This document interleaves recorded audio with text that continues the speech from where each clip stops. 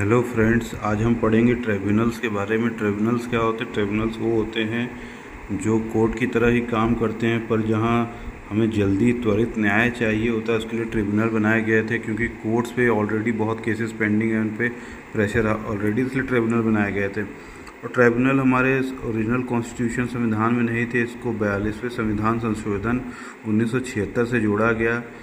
इसके बाद part 14A बनाया गया, हमारे संविधान में जोड़ा गया पार्ट 14A। इसके अंतर्गत दो आर्टिकल्स को शामिल किया गया, 323A और 323B। 323A क्या है?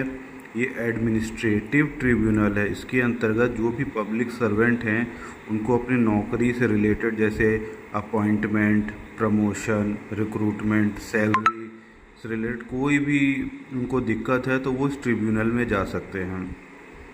और 323B क्या है? इसके अलावा और कोई मैटर है, जैसे टैक्सेशन से रिलेटेड, करारोपण है या लैंड रिफॉर्म से रिलेटेड कोई इशू है, तो उसके लिए हम इस वाले ट्रिब्यूनल में जा सकते हैं। 323 के बाद अदर जो ट्रिब्यूनल है, तो जैसे एडमिनिस्ट्रेटिव ट्रिब्यूनल का एग्जांपल है कैट और सैट, जैसे सेंट्रल एडमिनिस्ट्रेटिव ट्रिब्यूनल या स्टेट एडमिनिस्ट्रेटिव ट्रिब्यूनल।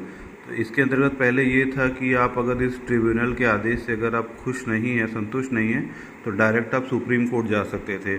पर 1997 में चंद्र कुमार केस हुआ, उसके तहत ये कहा गया कि आप ऐसा नहीं कर सकते कि आप डायरेक्टली सुप्रीम कोर्ट को अप्रोच करें। आप अगर नहीं संतुष्ट हैं तो आप पहले हाई कोर्ट जाइए, जब हाई कोर्ट से आप फैसले संतुष्ट नहीं हो तब आप सुप्रीम कोर्ट आइए। Thank you for watching the video.